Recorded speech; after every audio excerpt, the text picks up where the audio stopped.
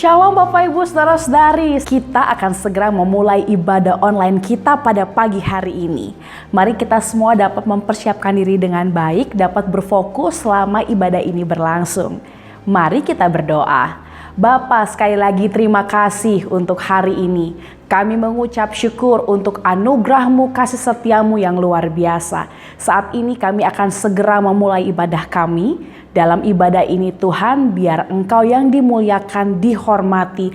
Karena semua perkara-perkara yang dahsyat dan ajaib yang Engkau berikan dan Engkau tunjukkan kepada kami. Terima kasih, hanya di dalam nama Yesus kami sudah berdoa. Haleluya, amin. Selamat beribadah.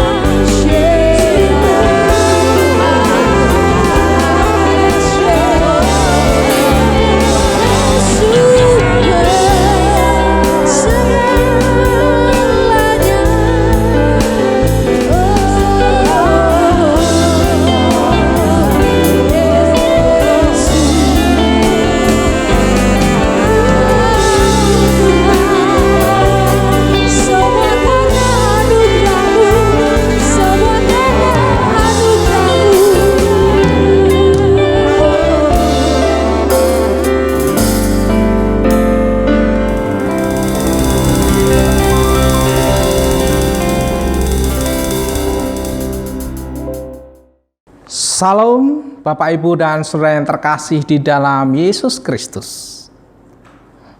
Firman Tuhan pada hari ini akan saya ambilkan dari Matius, kitab Matius. Pasal 22 ayat yang ke-37. Demikian firman Tuhan. Jawab Yesus kepadanya, "Kasihlah Tuhan Allahmu dengan segenap hatimu dan dengan segenap jiwamu dan dengan segenap akal budimu. Itulah hukum yang terutama dan yang pertama." Bapak, Ibu, dan Saudara yang dikasihi oleh Tuhan Yesus, ayat ini adalah ayat yang luar biasa. Sejak saya di sekolah minggu sampai hari ini, kadang ayat ini dibacakan di gereja-gereja.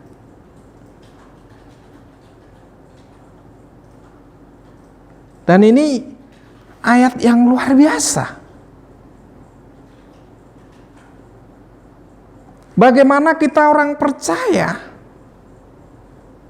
mendapat perintah ini?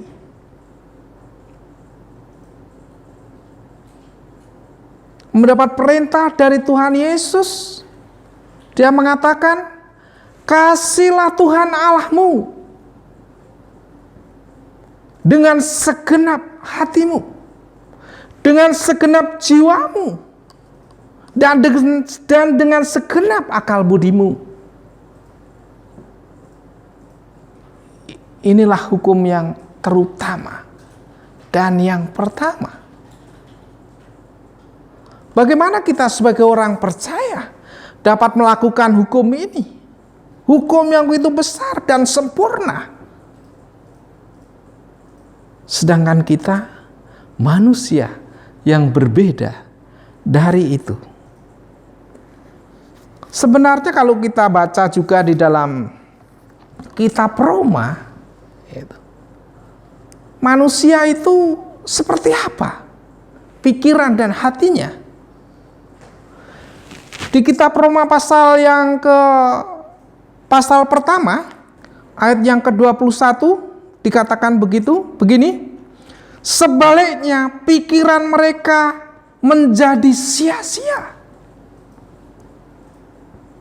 Pikiran atau akal budi manusia itu sia-sia. Bagaimana kita dapat mengasihi Tuhan dengan pikiran yang sudah rusak dan hati mereka yang bodoh menjadi gelap?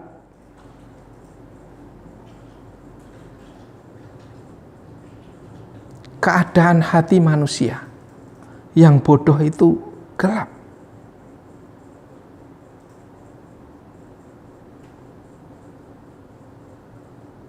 Bagaimana mengasihi Tuhan dengan hati yang bodoh dan gelap? Bisakah manusia melakukan itu? Dan di dalam Roma pasal 1 ayat 28 dikatakan begini, "Dan karena mereka tidak merasa perlu untuk mengakui Allah, maka Allah menyerahkan mereka kepada pikiran-pikiran yang terkutuk, sehingga mereka melakukan apa yang tidak pantas."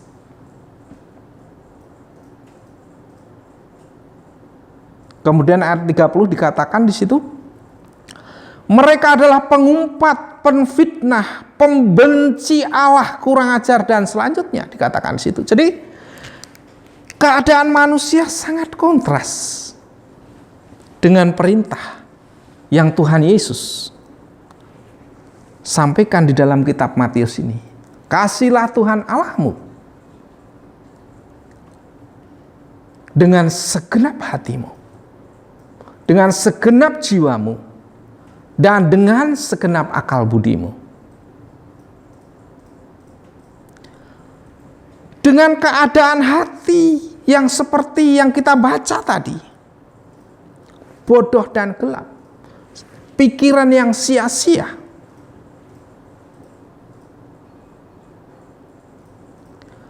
apakah manusia dapat mengasihi Allah? Bahkan di dalam kitab Roma yang kita baca tadi, dikatakan bahwa manusia disebut sebagai pembenci Allah. Bagaimana manusia yang disebut pembenci Allah itu dapat mengasihi Allah?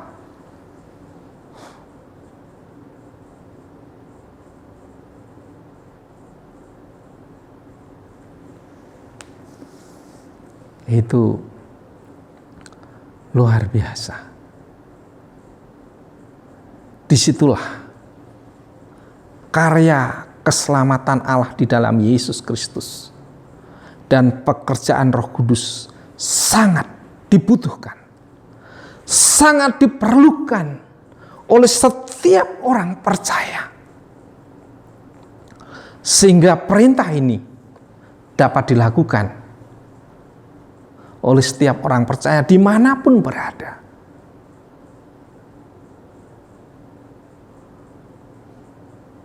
Mungkin sebutan yang terbaik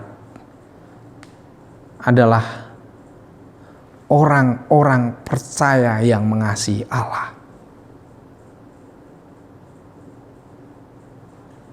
atau orang-orang Kristen yang sudah bertobat, yang mengasihi Allah. Dalam bahasa Alkitab dikatakan begini, agapaiseis kurion ton theon. Kasihlah Tuhan Allahmu. Kasihlah Tuhan Allahmu.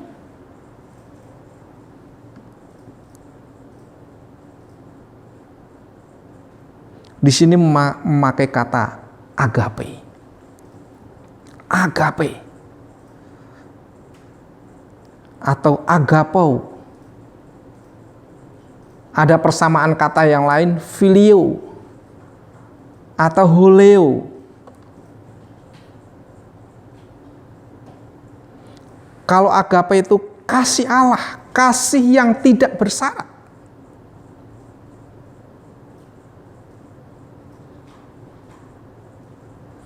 Kasih sayang Allah.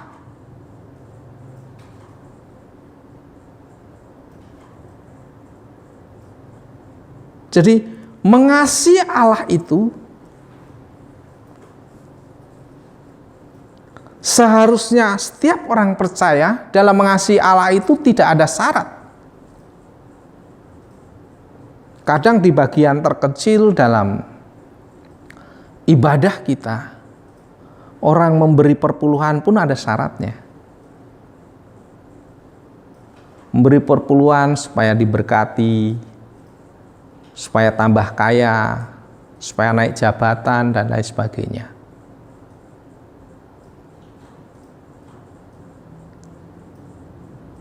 Jadi memberi kepada Allah dengan persyaratan-persyaratan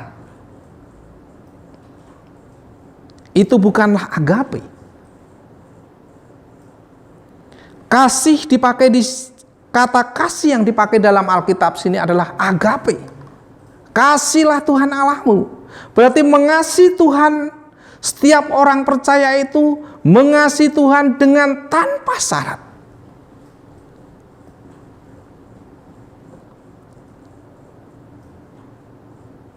Taat. Taat ya taat. Tidak ada hal yang lainnya.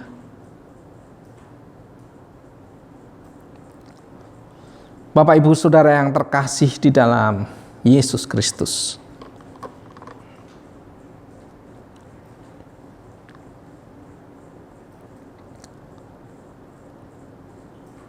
Kasih itu adalah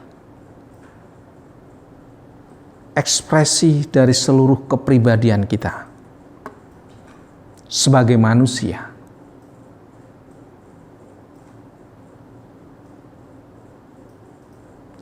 dari hati, dari jiwa,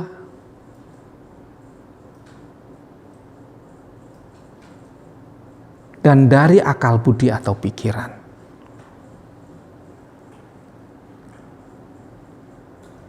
Padahal ketika manusia jatuh dalam dosa, hati, jiwa, dan akal budi itu juga mengalami kerusakan.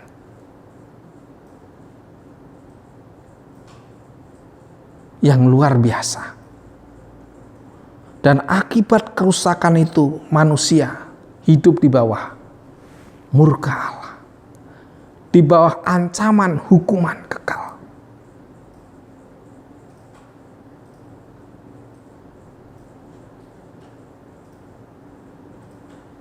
Apakah dengan kerusakan hati, jiwa dan pikiran seperti yang kita baca dari kitab Roma tadi, manusia dapat mengasihi Tuhan Allah dengan segenap hatinya, dengan segenap jiwanya, dengan segenap akal budinya? Tentu sangat sulit. Tentu sangat sulit.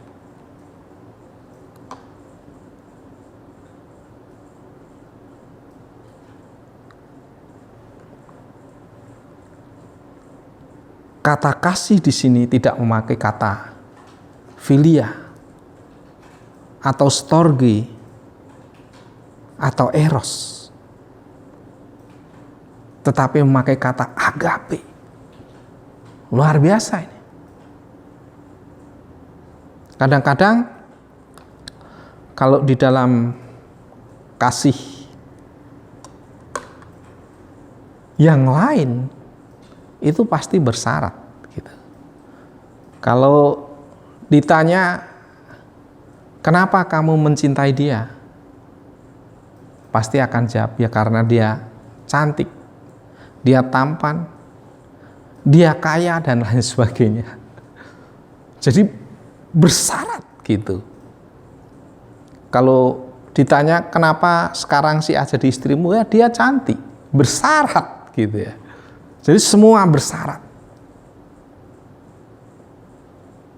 Kenapa kamu melakukan itu? Ya karena dia saudara saya. Dia anak saya, maka saya harus memperjuangkan segala sesuatu. Nah, semua kasih di sini bersifat ada syarat-syaratnya.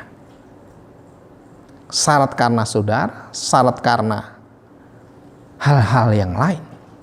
Tetapi di dalam kita mengasihi Allah itu berbeda. Kasihlah Tuhan Allahmu.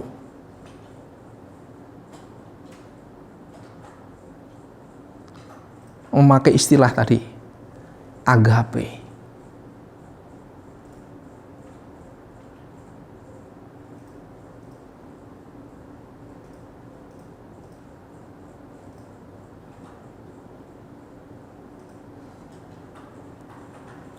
Kadang kita sebagai orang percaya, 1 minggu ke gereja saja repot ya toh. Banyak alasan itu, alasan ini, akibatnya tidak jadi ke gereja. Sibuklah apalah gitu. Nah gimana itu kasihnya kepada Tuhan? Apalagi mengasihi Tuhan dengan segenap hatinya, dengan segenap jiwanya, segenap akal budinya.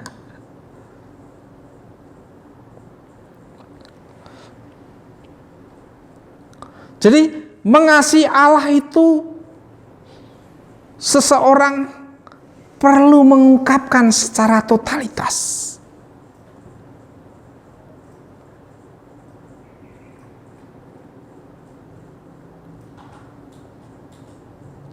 Mengasihi Allah itu perlu membangun hubungan pribadi.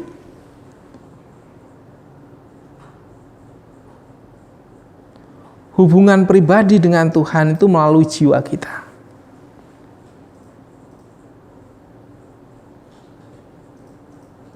Melalui hati kita. melalui pengenalan akan Allah, melalui akal budi kita.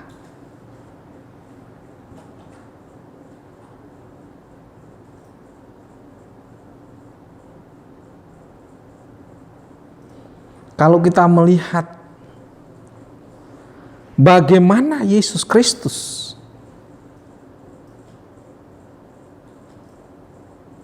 ketika dia berada melakukan pelayanan, melakukan visinya, misinya di dunia,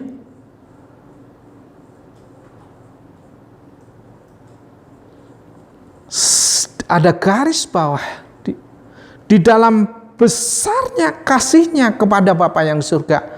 Apapun yang dia katakan, apapun yang dia lakukan, apapun yang dia kerjakan, semua adalah dari Bapanya. Kita melihat di sini kasihnya, kesetiaannya, ketulusan. Hubungan yang luar biasa antara anak dengan Bapanya secara luar biasa. Dalam ikatan kasih yang luar biasa. Sehingga sampai apa yang dia katakan kepada umatnya itu yang dari Bapanya.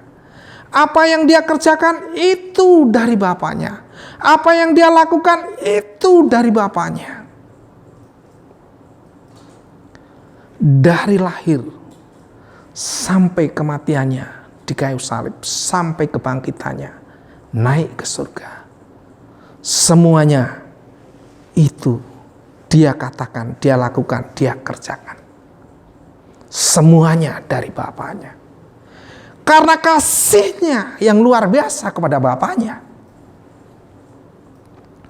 Bagaimana kita orang percaya? Apakah kita mengasihi Allah kita di dalam Yesus Kristus seperti Tuhan Yesus? Apa yang kita katakan kepada si A, kepada si B? Apa yang kita lakukan kepada si A dan si B? Kepada sesama kita? Apakah itu dari Bapa kita yang di surga? Kebanyakan dari pikiran dan keinginan kita sendiri. Kadang kita tidak berlaku baik, bersikap baik kepada sesama kita.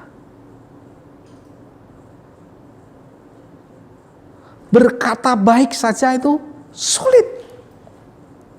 Bagaimana melakukan yang baik?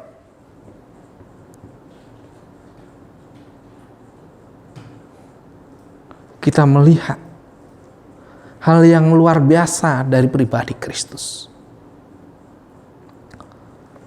Penghormatannya, kasihnya kepada Bapa sangat luar biasa. Di dalam kasihnya ada penghargaan, ada penghormatan kepada Bapanya. Sehingga apapun yang dia katakan, apapun yang dia lakukan, apapun yang dia kerjakan, semuanya dari Bapanya. Bahkan dia katakan di dalam Injil Yohanes, dia katakan, makananku adalah melakukan kehendak Bapakku yang di surga. Luar biasa.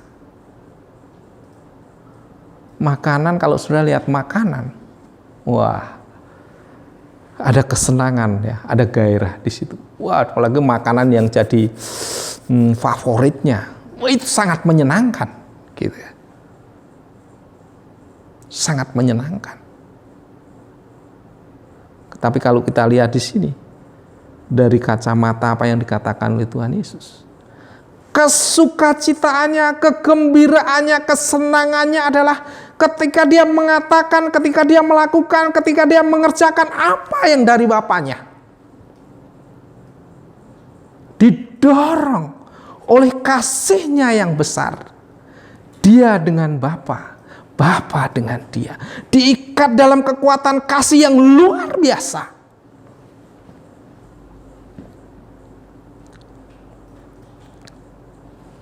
Bagaimana Bapak Ibu dan Saudara yang dikasih? Bagaimana perkataan kita? Apa yang kita lakukan? Apa yang kita kerjakan? apakah semuanya sudah sesuai dengan Alkitab? Atau semuanya kesia-siaan? Atau omong kosong semuanya? Itu bahaya. Bahaya. Kalau apa yang kita lakukan, kita katakan, kita kerjakan semua adalah omong kosong, itu bahaya.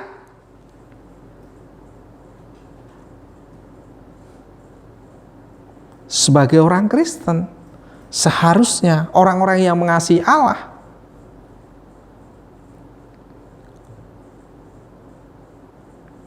seharusnya melakukan apa yang seperti dilakukan oleh Tuhan Yesus dalam mengasihi Bapaknya, sehingga dalam kita berkata, bertindak, berlaku, bekerja, semuanya sesuai dengan perintah Tuhan, jalan Tuhan yang kudus, yang benar, dan yang mulia, yang sedap didengar. Itulah yang harus kita kerjakan. Itu yang harus kita katakan. Itu yang harus kita lakukan. Itu adalah wujud kasih kita kepada Allah. Bapak, Ibu, dan saudara yang dikasihi oleh Tuhan Yesus. Kalau kita melihat pribadi lain selain pribadi Tuhan Yesus, kita melihat seorang perempuan yang sampai hari ini apa yang dilakukannya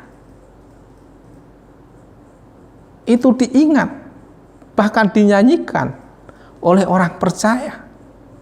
Seorang perempuan yang mengurapi kaki Tuhan Yesus dengan minyak.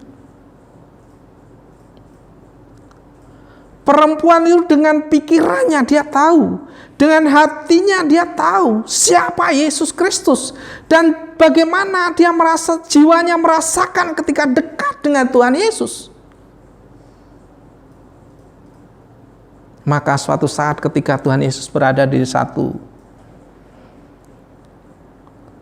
tempat, dia datang membawa minyak dan mengurapi kaki Tuhan Yesus itu dengan minyak dan mengusapnya dengan rambutnya. Di sini kita melihat bahwa perempuan itu karena dia tahu, mengenal bagaimana jiwanya mendapat ketenangan ketika Tuhan Yesus berbicara dengan dia.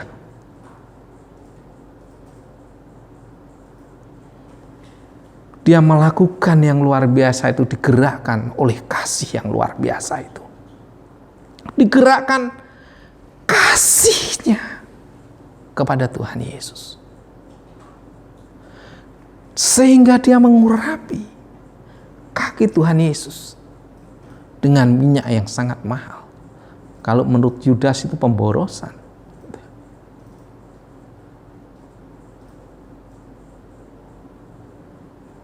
Apa yang dilakukan oleh perempuan itu kita garis bawahi bahwa perempuan itu menunjukkan kasih, penghormatannya dan penghargaannya yang luar biasa kepada Tuhan Yesus. Sehingga apa yang dilakukannya sampai hari ini masih dikenang oleh banyak orang.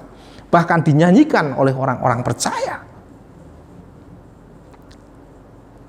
Jadi, kalau begitu, hanyalah orang-orang yang mengasihi Allah dengan segenap hatinya, dengan segenap jiwanya dan akal budinya yang akan dikenang dan dikenal oleh Allah, Bapa kita yang di surga.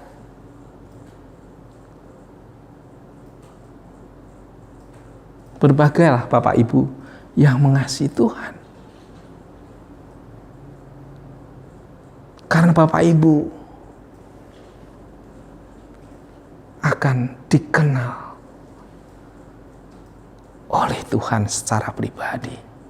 Selanjutnya bagaimana kita sebagai orang percaya mengasihi Tuhan dengan segenap hati kita. Di dalam teks asli Alkitab dikatakan, and wholly, tekardia. Jadi kardia di sini hati. Hati manusia.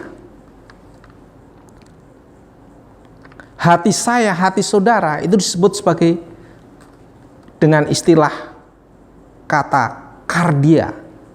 Ini frase pertama, tadi frase pertama sudah kita bahas. Bagaimana mengasihi Tuhan.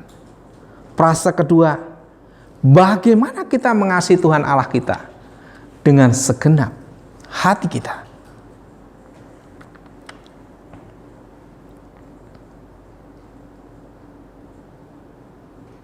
Hati adalah pusat kehidupan. Dan kalau kita lihat tadi di dalam kitab Roma juga, kalau oleh dosa hati sudah mengalami kerusakan sehingga menjadi bodoh dan gelap,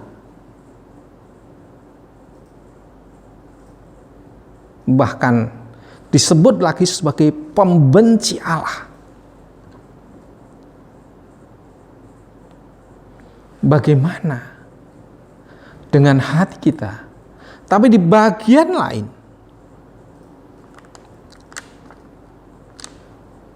Tuhan Yesus menyebut, berbahagialah mereka yang suci hatinya, karena mereka akan melihat Allah.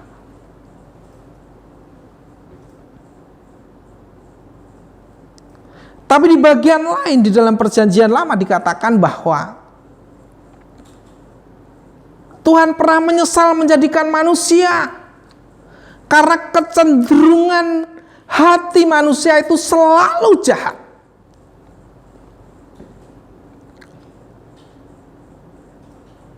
Di bagian lain kitab suci juga mengatakan bahwa segala sesuatu itu muncul dari hati. Bahkan segala sesuatu yang jahat, yang buruk, itu bisa menajiskan kalau yang keluar itu tidak sejalan dengan kehendak Tuhan.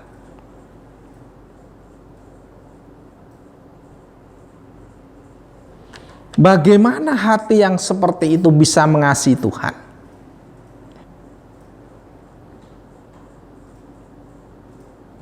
Keadaan hati kita yang lama, sebagai manusia lama, itu tidak bisa, tidak dapat mengenal Allah secara benar. Gagal. Bahkan dalam perjanjian lama dikatakan hati itu keras, sampai dikatakan tegar tengkuk, sehingga tidak bisa mengenal Allah. Maka Tuhan akan memberikan hati yang baru dan roh yang baru.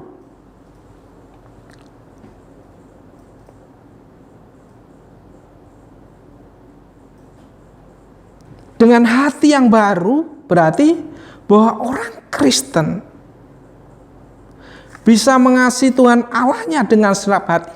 Kalau orang Kristen itu sudah mengalami kelahiran baru atau diciptakan baru di dalam karya Tuhan Yesus, sehingga memiliki hidup baru, memiliki hati yang baru.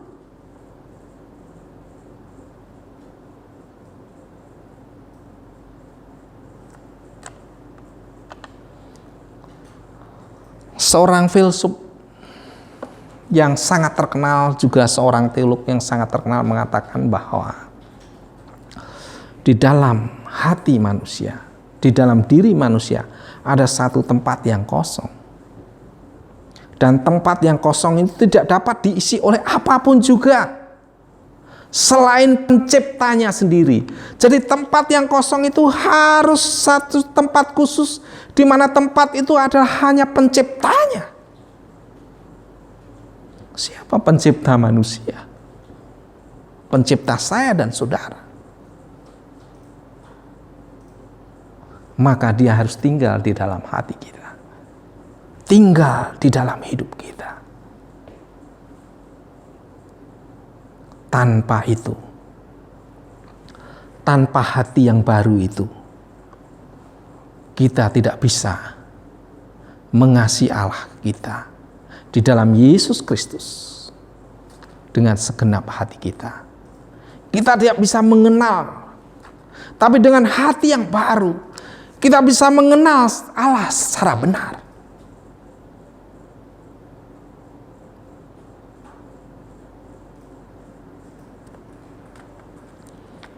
Jadi hati itu sebenarnya menunjuk pada kualitas moral atau kualitas spiritual seseorang.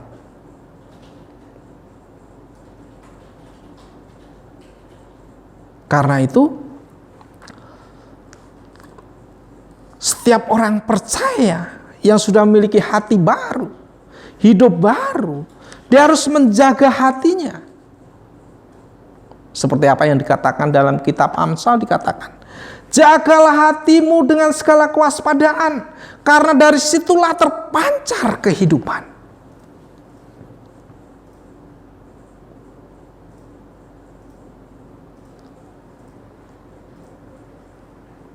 Bersama Roh Kudus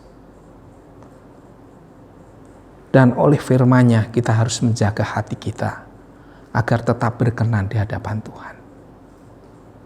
Agar kita dapat memancarkan kasih-Nya yang tinggal di dalam kita itu mancar keluar untuk mengasihi Dia.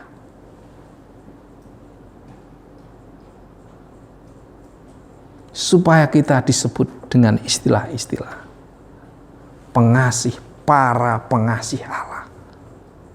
Orang-orang yang mengasihi Allah. Sehingga dengan hati yang seperti itu kita dapat mengasihi Allah. Dan seperti dalam Matius tadi dikatakan, berbahagialah orang yang suci hatinya, karena mereka akan melihat Allah.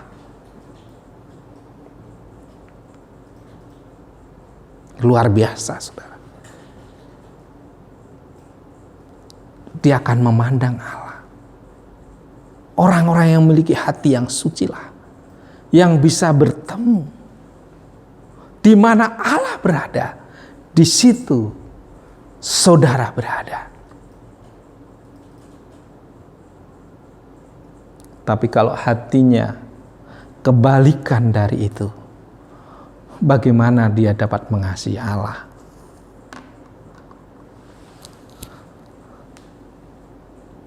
Bersekutu 1 minggu 1 kali saja masih pikir-pikir bagaimana mengasihi Allah dengan segenap hatinya.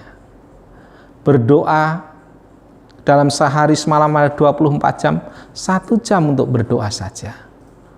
Tidak pernah dilakukan. Bagaimana cara mengasihi Allah? Jadi mengasihi Allah itu sebuah ekspresi dari seluruh kepribadian hidup kita yang terpancar keluar melalui kelemah lembutan, kemurahan hati, dan lain sebagainya. Kita lanjutkan bagaimana mengasihi Allah dengan segenap jiwa kita.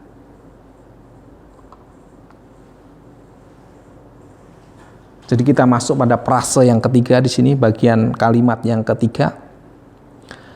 Kasihlah Tuhan Allahmu dengan segenap jiwamu. Dalam teks Alkitab dikatakan, and holy te suke. Kasihlah Tuhan Allahmu dengan segenap jiwamu. Kalau Bapak Ibu membaca kitab Mazmur,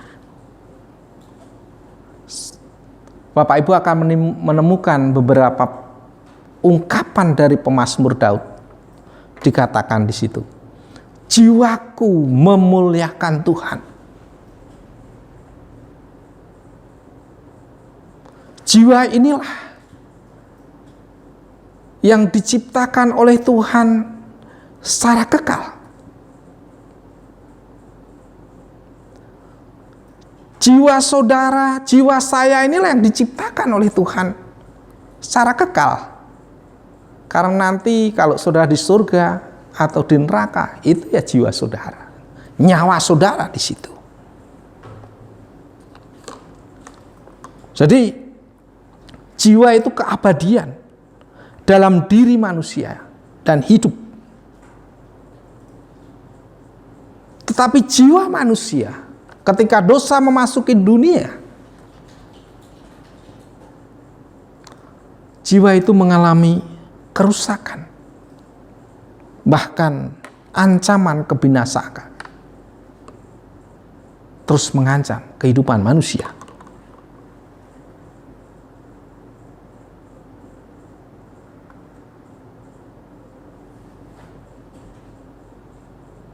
Ini yang disebut sebagai manusia batiniah. Kalau dalam ungkapan dari Paulus disebut sebagai manusia batiniah.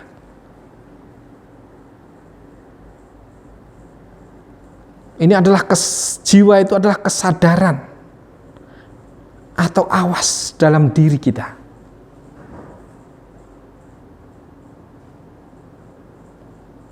Nah, ketika dosa masuk dalam kehidupan manusia,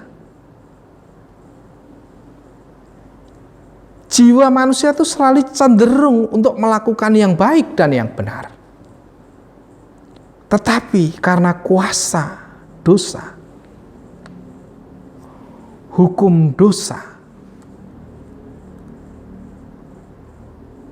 maka keinginan yang berbuat baik, keinginan berbuat benar, keinginan untuk mengenal Allah, keinginan untuk mengasihi Allah, jiwa mengalami kegagalan. Tidak sanggup melakukan yang benar, yang baik, tidak sanggup melakukan kehendak Allah. Jiwa yang seperti itu tidak sanggup untuk mengasihi Tuhan.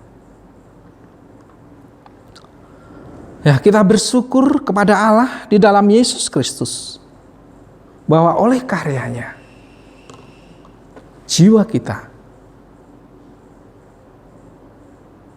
dikembalikan pada posisinya semula. Nyawa kita dikembalikan pada posisinya semula, yaitu dapat berhubungan, bersekutu dengan Allah kembali.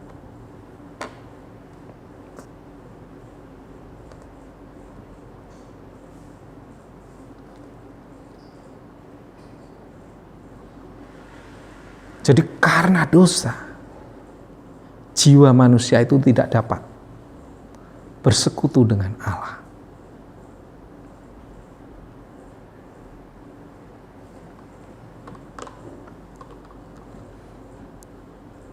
Kedatangan Kristus terfokus kepada keselamatan atas jiwa-jiwa manusia dari generasi ke generasi sampai hari ini.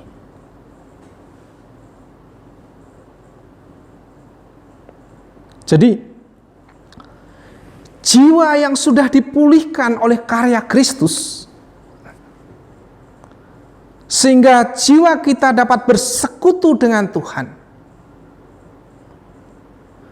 dan bekerja sama dengan Roh Kudus, maka jiwa kita dimampukan, tidak hanya keinginan, dimampukan tahu yang baik, melakukan yang baik, tahu yang benar, melakukan yang benar, tahu kehendak Tuhan, melakukan kehendak Tuhan.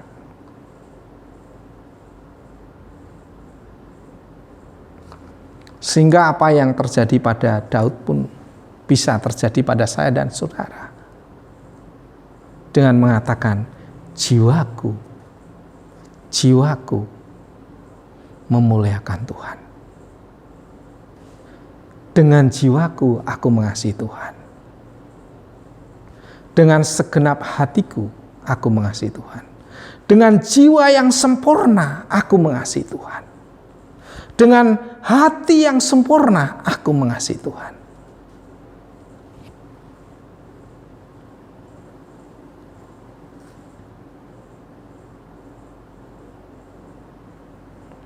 Kita lanjutkan ke frase selanjutnya. Kasihlah Tuhan Allahmu dengan segenap akal budimu.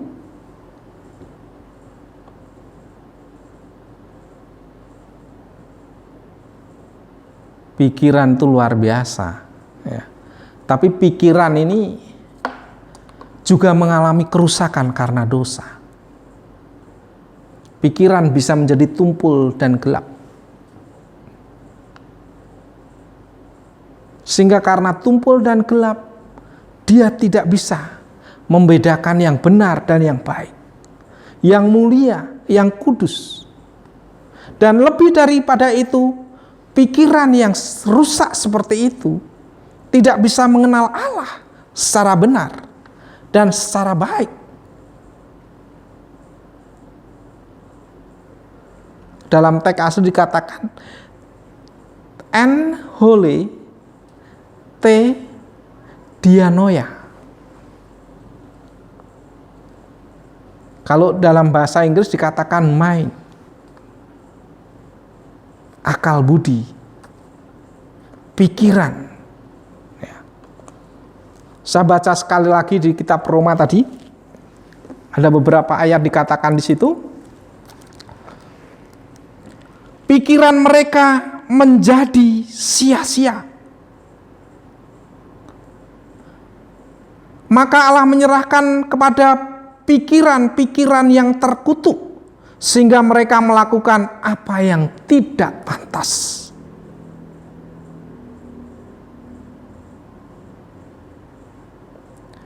Penuh dengan rupa-rupa kelaliman, kejahatan, keserakahan, kebusukan, penuh dengan dengki, pembunuhan, perselisihan, tipu muslihat, dan kefasikan. Mengerikan.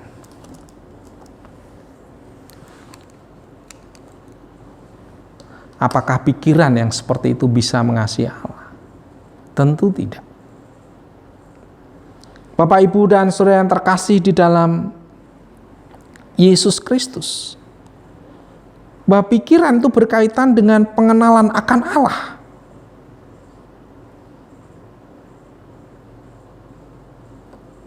Melalui pernyataan Allah, baik melalui pernyataan umum maupun khusus.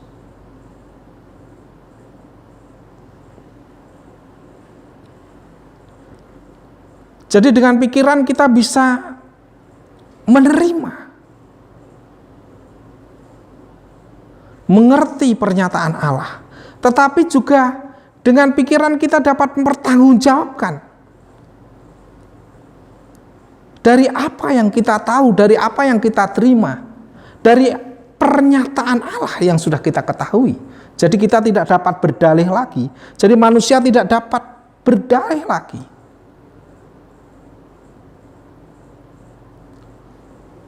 Dan kecondongan-kecondongan pikiran itu sangat membahayakan manusia.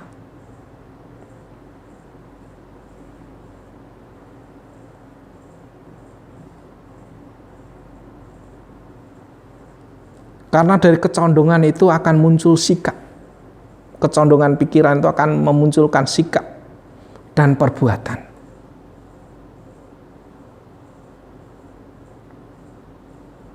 Yang bersifat tidak pantas atau jahat dan selanjutnya.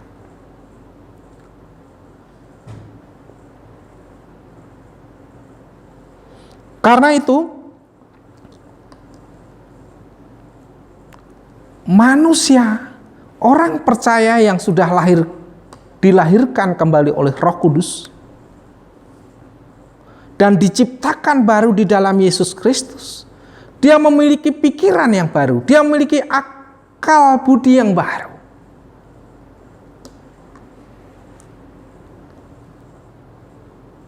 Akal budi itu memerlukan pembaharuan.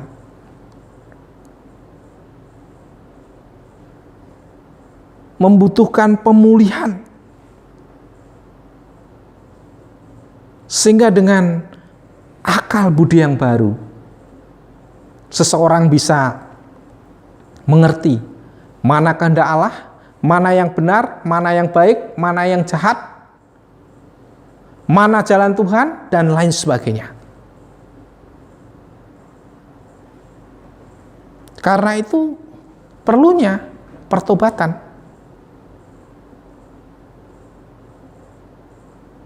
dari pikiran kita supaya diperbarui oleh Tuhan.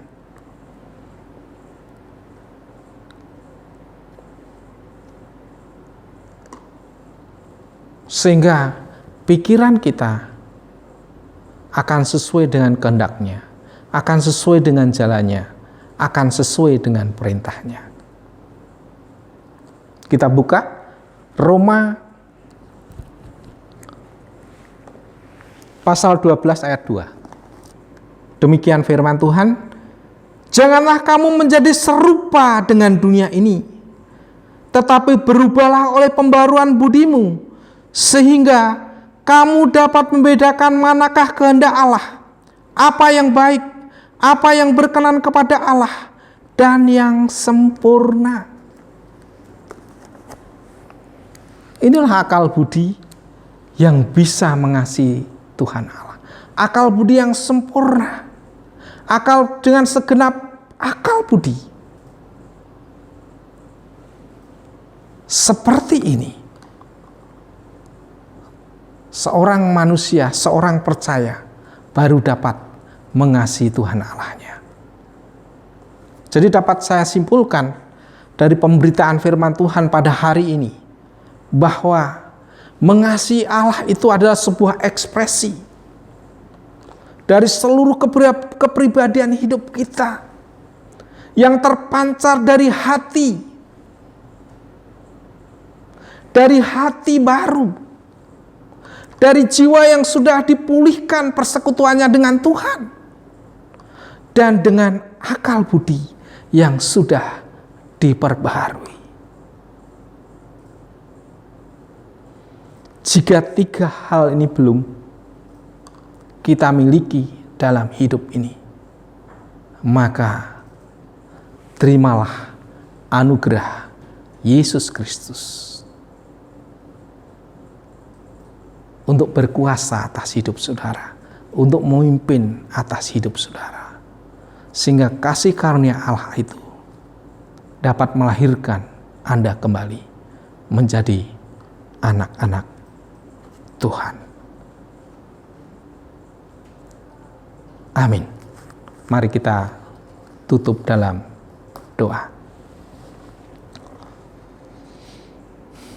Bapa yang di dalam surga, di dalam nama Tuhan Yesus, kami mengucap syukur dan berterima kasih untuk firman-Mu hari ini, di mana perintah-Mu kepada setiap kami orang percaya untuk mengasihi Tuhan dengan segenap hati kami, segenap jiwa kami, dan segenap akal budi kami.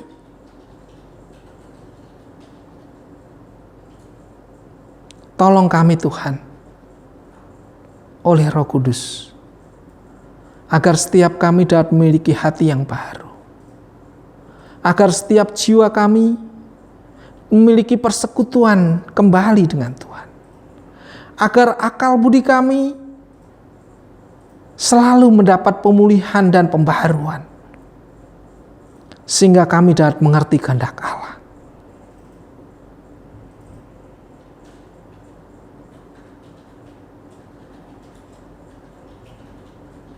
Kami berdoa untuk setiap orang percaya yang mendengarkan pemberitaan firman-Mu ini. Hamba berdoa kiranya Tuhan memberkati, Tuhan menolong, Tuhan menopang, sehingga mereka semua mengambil keputusan di dalam hidup ini untuk mengasihi Tuhan Allahnya di dalam Yesus Kristus dengan segenap hatinya, dengan segenap jiwanya, dan dengan segenap akal budinya. Menunjukkan kasih-Nya kepada Tuhan, penghargaannya, hormatnya kepada Engkau sebagai pencipta setiap kami, setiap pribadi kami masing-masing. Kami berdoa agar setiap orang percaya yang mendengarkan pemberitaan firman-Mu menjadi orang-orang percaya yang sungguh-sungguh mengasihi Tuhan, sehingga Tuhan mengenal setiap anak-Nya, sehingga Tuhan mengenang setiap pribadi, mengenal setiap pribadi orang-orang yang mengasihi Tuhan.